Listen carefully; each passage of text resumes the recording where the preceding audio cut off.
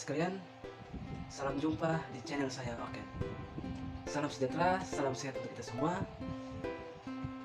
Teman-teman, pada kesempatan ini saya akan membuat video edukasi. Di sini saya akan membahas presentasi dari tugas ujian akhir semester mata kuliah rekayasa lalu lintas lanjutan tentang analisis bundaran Tirosa. Sebelumnya saya akan memperkenalkan diri saya terlebih dahulu, karena orang Kupang bilang kalau tak kenal maka tak sayang. Oke, perkenalkan, nama saya Yohanes Martel Agakelen. Saya biasa disapa Oken atau Yosken. Saya kuliah di Politeknik Negeri Kupang, program studi perancangan jalan jembatan. Sekarang semester 6 dan duduk di kelas PJJ A. Oke teman-teman, sekian perkenalan singkat dari saya. Selanjutnya saya akan langsung saja ke pembahasan materinya. Di sini saya akan membahas tentang jalinan majemuk bundaran. Ada 4 subtema yang akan saya identifikasi. Yang pertama adalah geometrik bundaran. Yang kedua adalah derajat kejenuhan dari bundaran. Ketiga adalah perbedaan bundaran rata-rata. Dan yang keempat adalah peluang antrian bundaran. Jadi untuk identifikasinya saya menggunakan pedoman dari Manual Kapasitas Jalan Indonesia atau MKJI tahun 1997. Untuk lokasi dan waktu pengukuran, untuk lokasinya adalah di Bundaran Tirosa, tepatnya di Jalan Bundaran PU nomor 1, Kelurahan TDM, Kecamatan Waibobo, Kota Kupang, Nusa Tenggara Timur. Dan tanggalnya itu kami lakukan survei pada tanggal 3 Juli 2021 di jam 8.00 sampai jam 8.20 waktu Indonesia Tenggara. Oke, langsung saja ke slide berikutnya. Di situ ditampilkan gambar geometrik dari bundaran Tirosa. Ya teman-teman, bisa dilihat di situ ada ukuran dari lebar jalan, lebar jalinan dan radius bundaran Tirosa. Jadi untuk pengambilan datanya saya dan teman-teman itu melakukan pengukuran langsung di lapangan untuk mengambil ukuran lebar jalan dan lebar setiap jalinannya.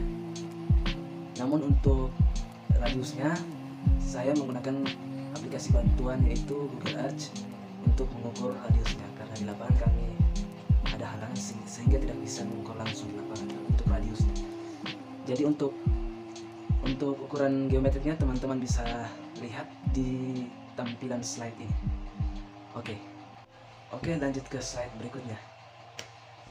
Di sini teman-teman bisa lihat ada tabel arus lalu lintas. Jadi untuk data hasil survei itu kami mengamati lewat video ya teman-teman.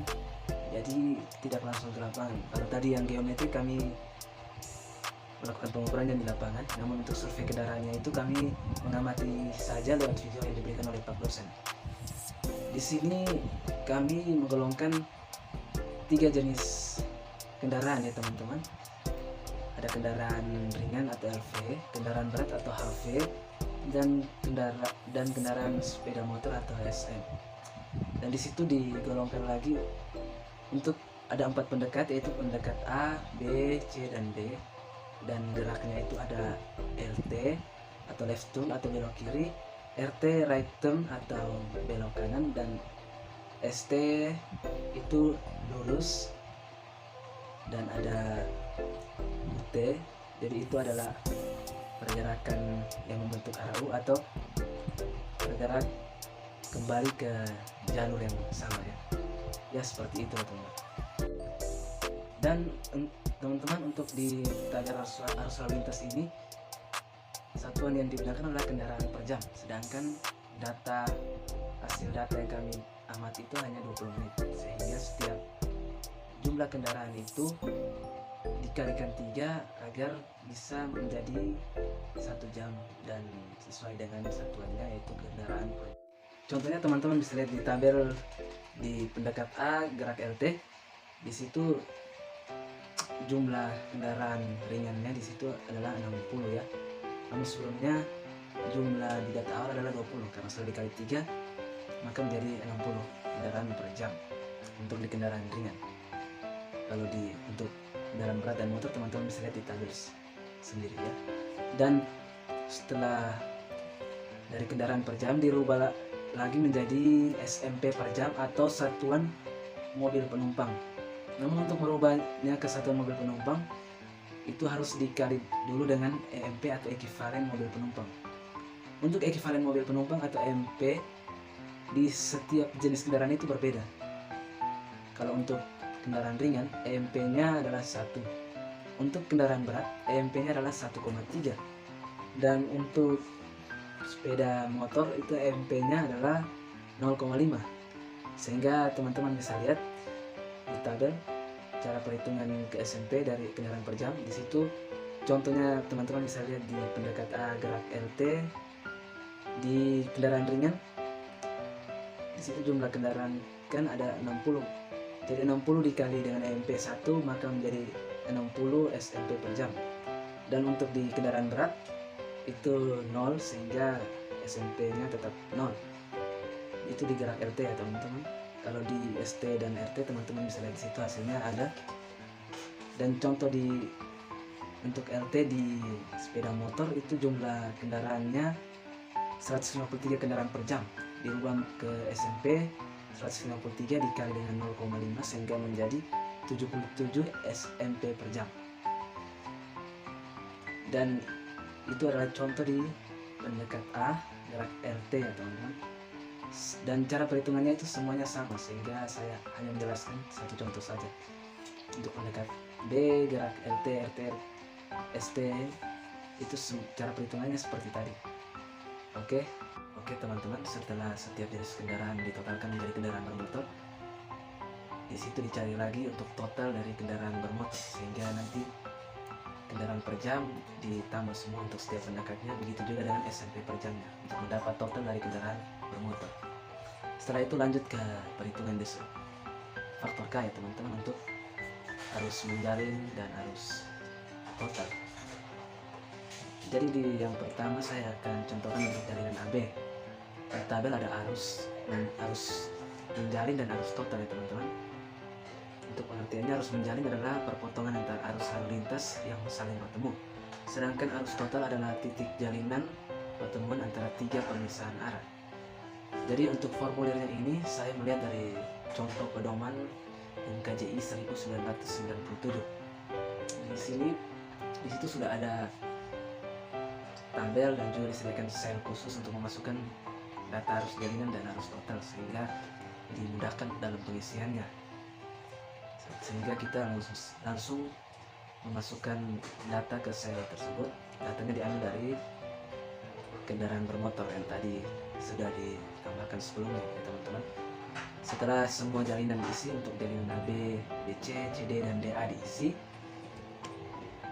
selanjutnya ditotalkan untuk mendapatkan total dari arus menjalin atau QW dan arus totalnya atau Q total. Setelah mendapatkan total dari QW dan Q total, dilanjutkan lagi untuk mencari rasio jalinannya atau PW. Jadi rumus untuk PW itu adalah QW bagi dengan Q total atau arus menjalin dibagi dengan arus total untuk mendapatkan rasio dari masing-masing jalinan. Jadi untuk faktor K untuk arus jalinannya, cara perhitungannya seperti yang telah saya jelaskan tadi ya teman-teman. Oke, sekarang kita lanjut ke slide berikutnya. Di sini teman-teman bisa melihat ada gambar denah arus lalu lintas ya. Jadi di situ ada pendekat A, B, C, dan D.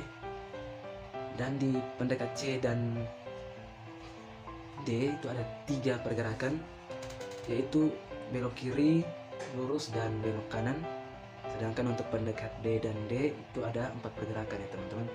Di situ ada belok kiri, lurus, belok kanan, dan arah U. Jadi arah U itu adalah gerakan memutar di bundaran untuk kembali ke pendekat yang sebelumnya dilalui, membentuk arah U.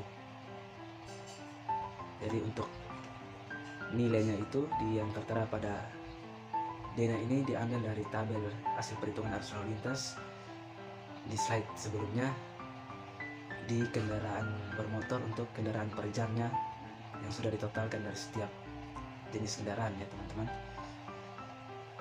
Oke, selanjutnya ada tabel perhitungan geometrik Untuk lebar masuk dan lebar jalinan serta panjang jalinannya itu datanya sudah didapat dari perhitungan dari pengukuran langsung di bundaran ya teman-teman. Jadi pada tabel ini saya akan menjelaskan untuk perhitungan lebar masuk rata-rata atau WE di kolom nomor 4, dan juga di kolom nomor 6 ada WE per WW, serta di kolom nomor 8 ada WW per RW. Ya, jadi untuk perhitungan lebar masuk rata-rata itu caranya adalah lebar pendekat 1 ditambah lebar pendekat 2 terus dibagi 2 untuk mendapatkan lebar rata-rata.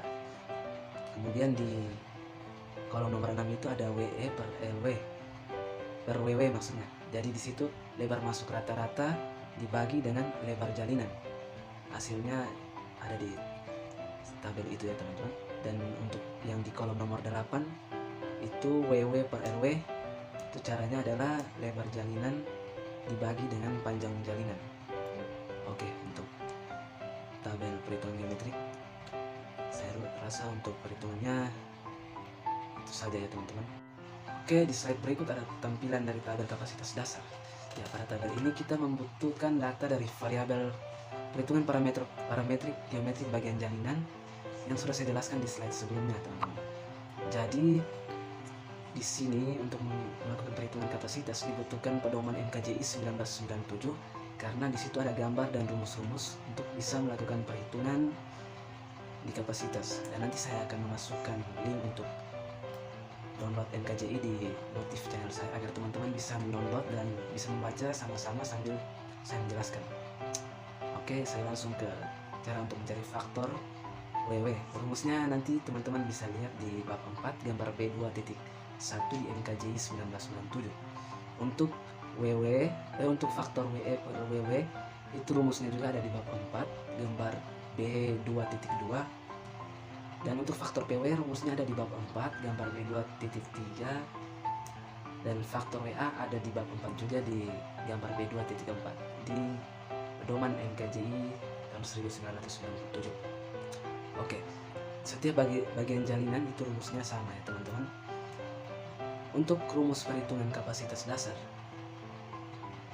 adalah faktor WW dikali faktor WE per WW terus dikali lagi faktor PW dan dikali faktor WA sehingga mendapat kapasitas dasar. Lalu untuk penyesuaian itu ada ukuran kota, TFCS, dan lingkungan jalan.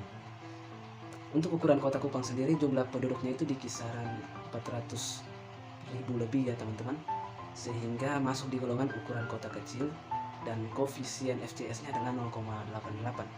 Dan untuk tipe lingkungan jalan masuk di tipe jalan komersial. Untuk kelas hambatan sampingnya didapat dari hasil survei itu masuk di kelas rendah, sehingga FRS-nya digunakan adalah 0,95. Lanjut ke perhitungan kapasitasnya. Rumusnya adalah kapasitas dasar dikali dengan ukuran kota dan dikali lagi dengan lingkungan jalan sehingga mendapatkan kapasitas. Dan untuk setiap jalinan dilakukan perhitungan seperti itu, sehingga nanti untuk mencari rata-ratanya adalah kita menambahkan setiap kapasitas dari setiap jalinan dijumlahkan lalu dibagi 4 karena di situ ada 4 bagian jalinan ya teman-teman. Oke, itu adalah perhitungan untuk tabel di kapasitas dasar. Oke, kita lanjut sekarang ke slide perhitungan perilaku lalu lintas. Di tabel ini ada 4 bagian jalinan.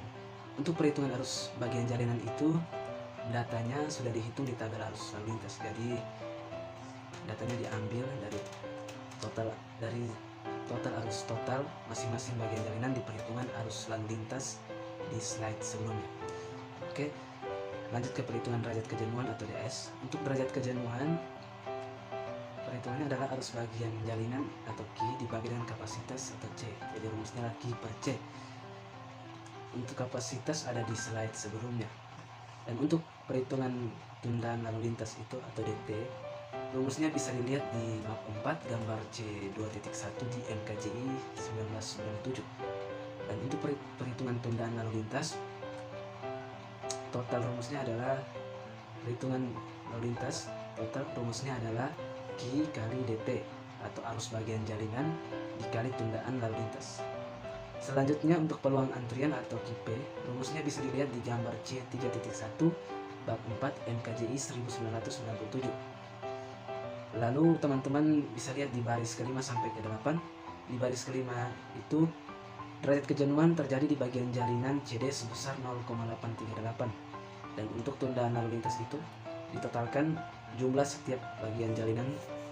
Lalu di baris ke-6 itu tundaan lalu lintas bundaran atau rata-rata DTR, hasilnya itu didapat dari total DT dibagi dengan total kendaraan bermotor SMP per jam di tabel perhitungan arus lalu lintas. Lalu di baris ke-7 ada tundaan bundaran rata-rata atau DR, rumusnya adalah DTR tambah 4. Lalu di baris ke-8 ada peluang antrian bundaran, itu terjadi paling banyak di bagian jalinan CD sebesar 21-47% peluang antrian. Oke, sekian hasil presentasi saya. Terima kasih.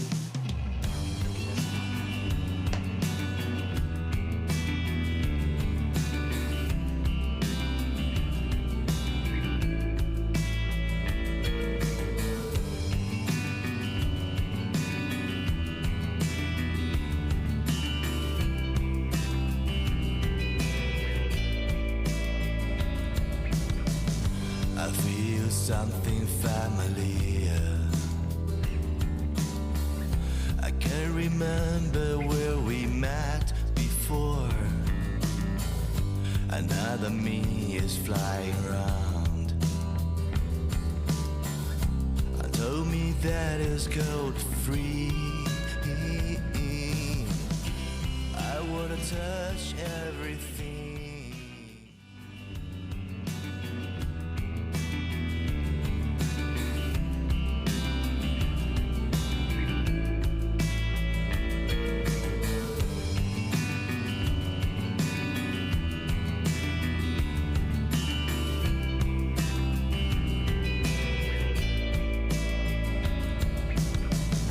I feel something familiar. I can't remember